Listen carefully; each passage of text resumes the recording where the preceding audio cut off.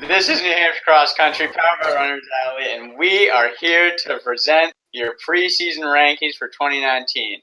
We're all psyched because it's fair game for everyone, and we'll see what happens this year. I'm Joseph Kern. I run for National North, and I'm going to my senior year. I'm Keegan Pepin from Manchester Central, and I'm also going into my senior year. I'm Madison Butler, and I'm from Oyster River, and I'm going into my senior year as well.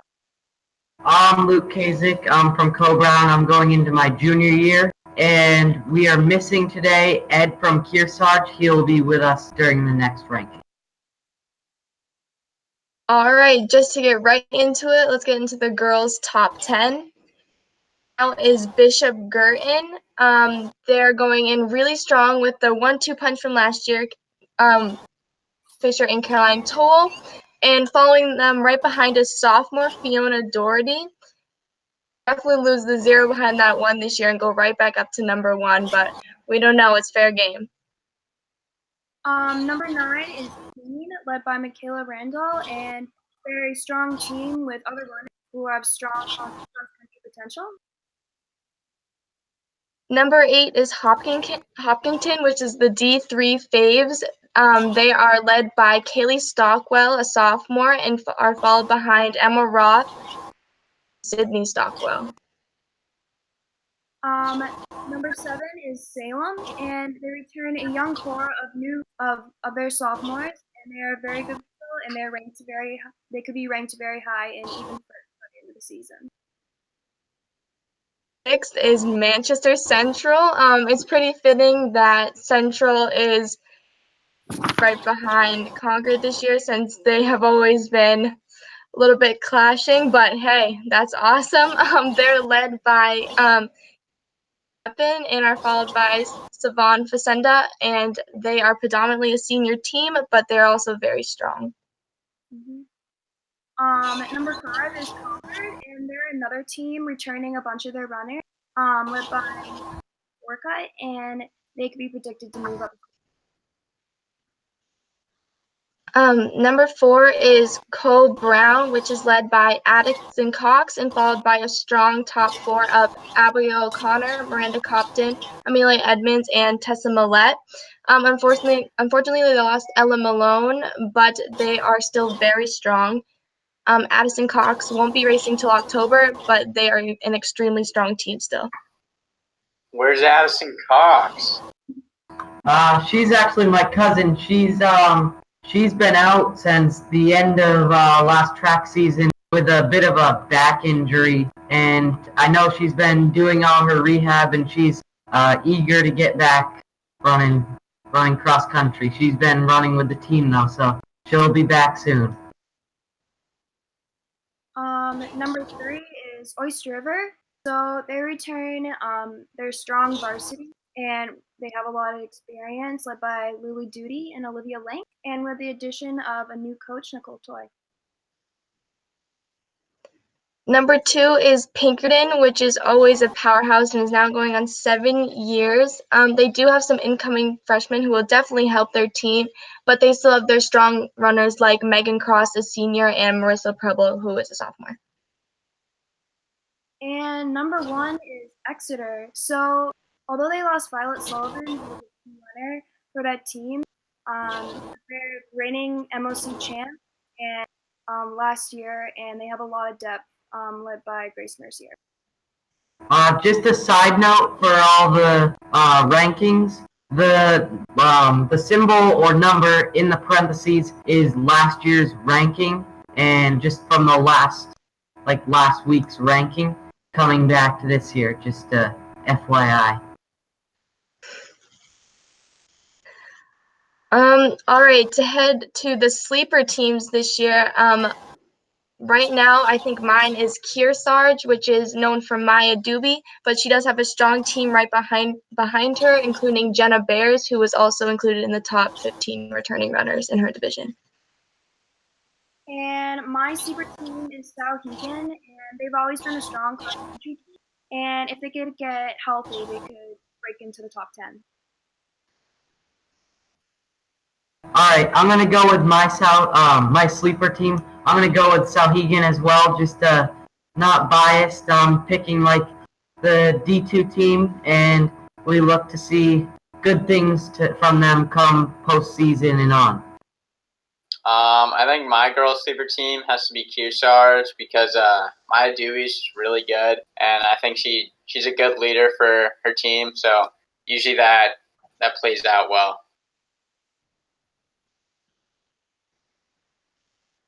All right, we're going to go on to the boys' rankings from 10 to 1. Starting out at 10th place is Hanover. We're not sleeping on them this year. We know they're kind of upset last year. They're kind of always the sleeper team, but this year they're on the list, which is a pretty big honor to be on because this year the teams are just stacked. All right, number 9 is Nashua North, led by Rory Curran right here. Then followed is Yassine Yaqib, and they're an experienced group, which media champions we can never really doubt them because that's their home course. So we want to see what will happen there. We'll see when it plays out. Number 8 is Messinic. Messinic is led by Landon Valancourt, who had a monster season last year. We'll see what they did because they lost a lot of seniors due to graduation, and so we'll wait and see. Number 7 is Pinkerton, who I actually spent a few days running with this summer. They were at Camp Foss. I was running with them. They were looking really good.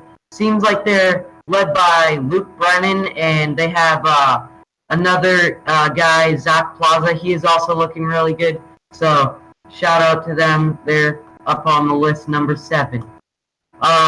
Number 6 is Keene, led by Jake Velasquez, one of the top runners in the state individually. And then they have Torin Kindop.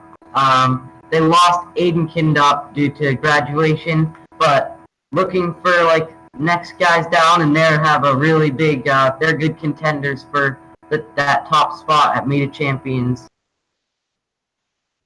Yeah, so if it was up to me, I'd say I have Keene higher because they're a very stacked team, but we'll move on. Number 5, we have Londonderry with Heenan, Griffin, Young.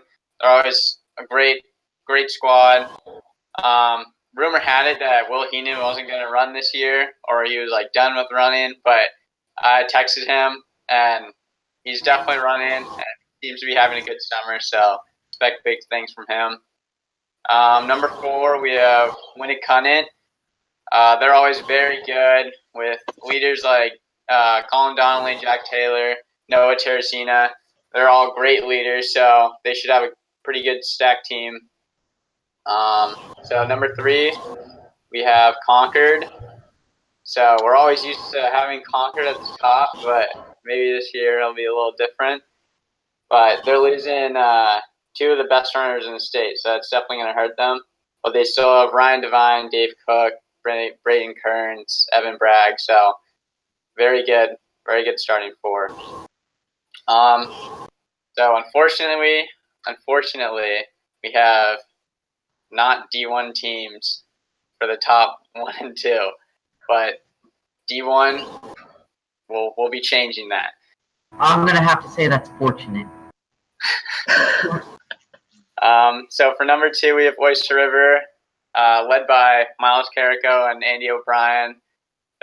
Miles and Andy are very scary people to run against. They're always very fast, and apparently they have very good kicks, but we'll discuss that. All right, Rory, I have a question for you. So, on Media Champions, if it came down to a kick between you and Miles Carrico, who would win? I'd say it would be me because, gotta represent D1. Not losing that for some D2 runner. No way. What do you guys think? Do you agree with them? I mean, me being from D1, I gotta agree. Gotta keep it strong. Madison, what do you think? I'd have to go with Oyster River guys. It's just my team, so I think I'm going to have to agree with you because Division 2 represent. See? All right, I guess we'll see. But so for number 1, we have Co Brown. Like no one graduated from there, so they were a very young team. So and they still are. So they're gonna be good. They're led by Luke Kasich, Dawson Dubois, Wyatt Mackey, and they have the notorious Aiden Cox coming up and Tyler Kasich coming up.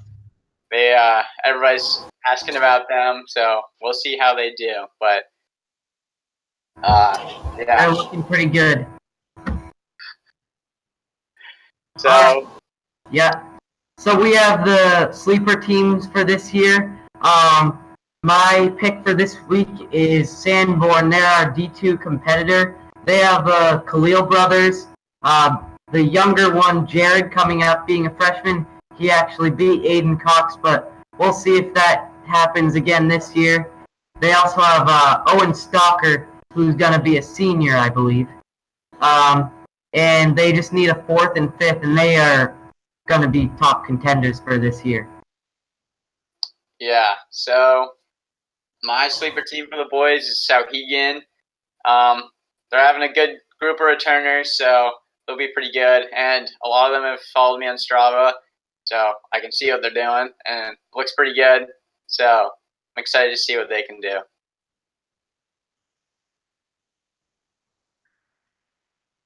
Keegan and Madison, what are your sleeper teams for the boys? I'm gonna agree with Luke and say Sanborn. So definitely Dylan Khalil. He is ranked really high in the top 15 returning runners in his division, being number 4. He had a really strong season last year, and along with Owen Stalker. So I just think they're gonna have a really strong team this year. And I think I said for my sleeper team for the girls, I said Sauhegan, but I would also say for the Sauhegan boys, they could creep into the top 10. All right. Well, Keegan, who will be the female runner of the year? What's your prediction? Right now it's pretty tricky to tell, but just from performances last year, I would probably say either Caroline Fisher or Caroline Toll, just because they're always a strong 1-2 punch. But Chloe Trudell from Sauhegan is also an extremely strong runner, only being a sophomore as well. So she might be one to look out for as well. Battle of the Carolines. So for my runner of the year, I think it's a big battle between Sophia Reynolds, Caroline Fisher, and Maya Duke. And I think it could be any of the 3 of them. So it could be a very close finish. I'm going to agree with that. I'm going to say that Sophia Reynolds and Maya Doobie, but you also Caroline Fisher and Caroline Toll. Caroline Fisher was actually at cross-country camp with us this year, and she was with us varsity boys for like every single run, so she's also a top contender. Don't want to disrespect my fellow Nashua runner, but I think I have to go with Sophia Reynolds. She's just I can't remember when I see her lose, so I think she'll have a great season. Alrighty, so guys, who do you think will be the male runner of the year? I'm going to go with either Rory Curran or Jake Velasquez. Both of them are some of the top returners in the entire state, along mixed with Landon Valancourt, also coming off a big year. So we'll see later in the season. I'll have to say Jake Velasquez. He's a great runner. He's always up front. And Yassine Jakib, he's been working hard, so I think he might make an appearance. So I actually think it will also be Landon Valancourt from Messina, just because he had just an insane season last year, and his Division 3 performance last year was awesome, just like a fight with Jeffrey Allen. So I think he'll really push hard this year. And I think it could be also a fight between Andy O'Brien, who was second at D2s last year, and also Miles Carrico coming off a great indoor season. So it could be between the both of them. All right, so there you have it, New Hampshire. That is the first preseason ranking of the 2019-2020 cross-country season. We'd like to give a big thank you to Runners Alley for helping us out, and the next ranking will be after the Bobcat invite, so we'll see you then.